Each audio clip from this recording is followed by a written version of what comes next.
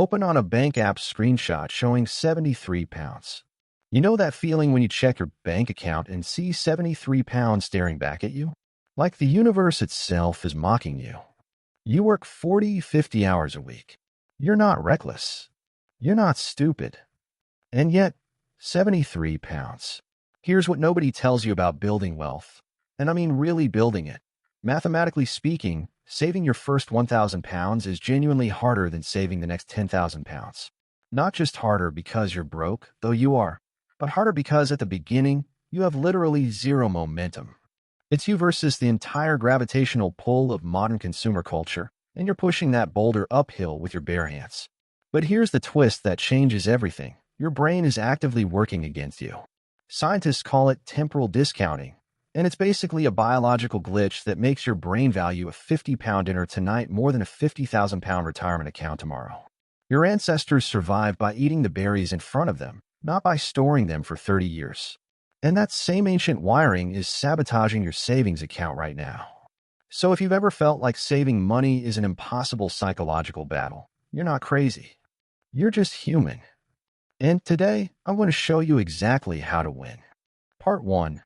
Why the first 1,000 pounds is psychological warfare. Let me explain why this feels so brutally hard. Your brain is running ancient software in a modern world. Think about it. For 99% of human history, there was no such thing as saving for retirement. You found food, you ate it. You found shelter, you used it.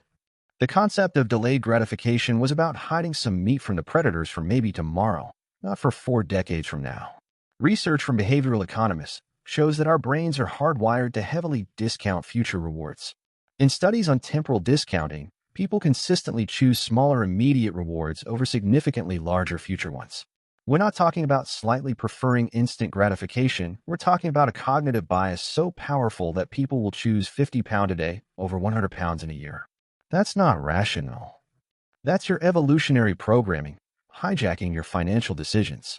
So when you're trying to save that first 1,000 pounds, here's what's actually happening. 100% of your progress comes from pure discipline. There are no market returns helping you. No compound interest fairy magically doubling your money while you sleep.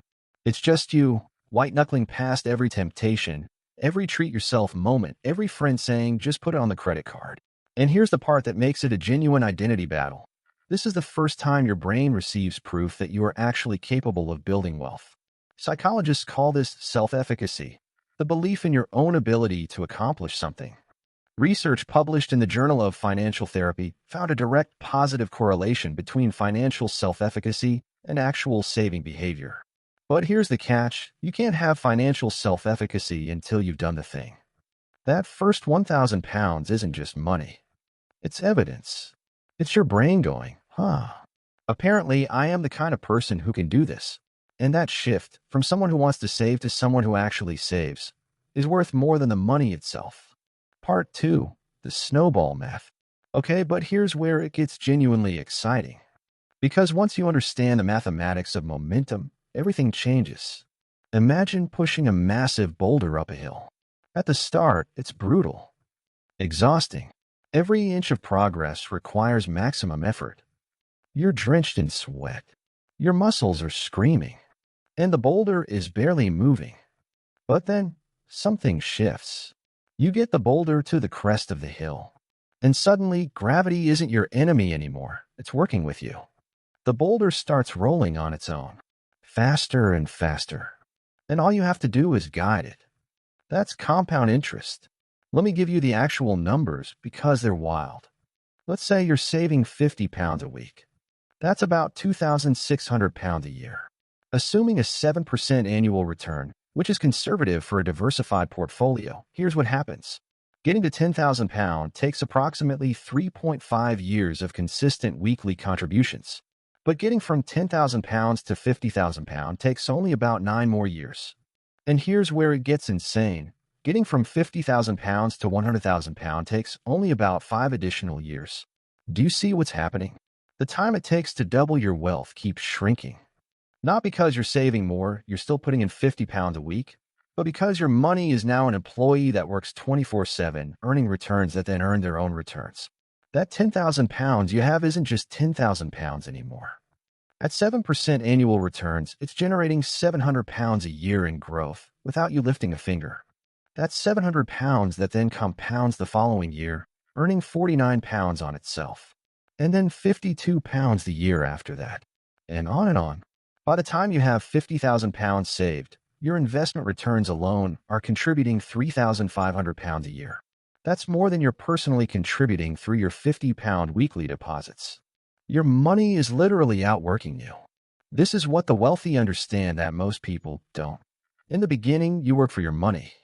But eventually, your money works for you. The first 1,000 pounds is you pushing that boulder up the mountain. Everything after that is gravity pulling it downhill. Part 3. The danger zone. But here's the part where most people blow it. You finally hit 5,000 pounds, maybe 10,000 pounds.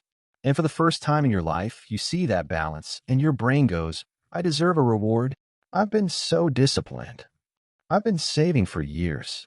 I deserve a nice holiday, a new car, a proper celebration. And this is where everything unravels.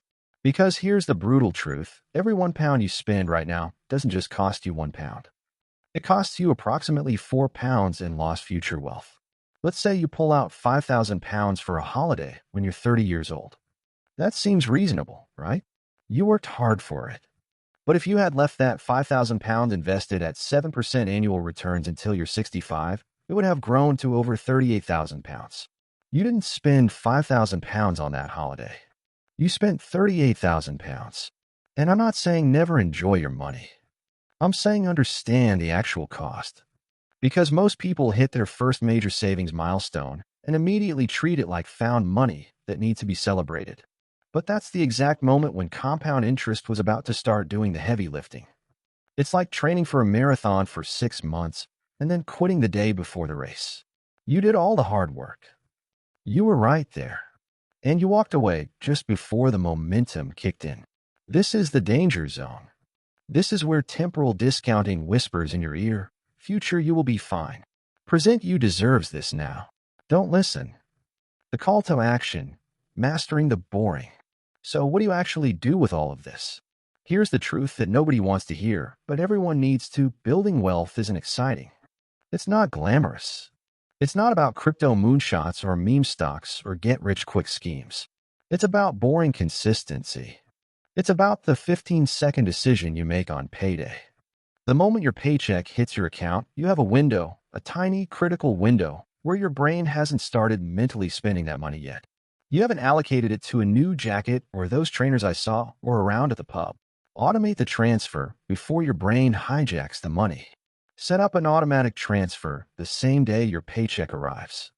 50 pounds, 100 pounds, whatever you can genuinely afford. Not what feels comfortable, what you can actually sustain. Because the secret isn't how much you save. It's that you save consistently, every single time. And here's the reframe that changes everything. The person you become while saving that first 1,000 pounds is more valuable than the 1,000 pounds itself. You become disciplined, patient, future-focused. You build self-efficacy, that unshakable belief that you are capable of building wealth. You reprogram your brain to delay gratification, to think long-term, to prioritize future security over immediate pleasure. That version of you, that's the version who goes on to build 10,000 pounds, 50,000 pounds, 100,000 pounds, and beyond. Because by the time you hit that first 1,000 pounds, you're not just a person who has money. You're a person who builds wealth. A savings tracker going from 73 pounds to 1,000 pounds. So if you're sitting there right now with 73 pounds in your account, feeling like this is impossible, I need you to understand something. You're not failing. You're not broken. You're fighting against millions of years of evolutionary wiring in an economy designed to make you spend. But the first 1,000 pounds, that's your declaration of war. That's you saying, I'm not letting my biology, my circumstances, or my past define my future. Push the boulder. Feel the burn. Because the view from the top of that hill, it's worth every miserable inch. Now go automate that transfer.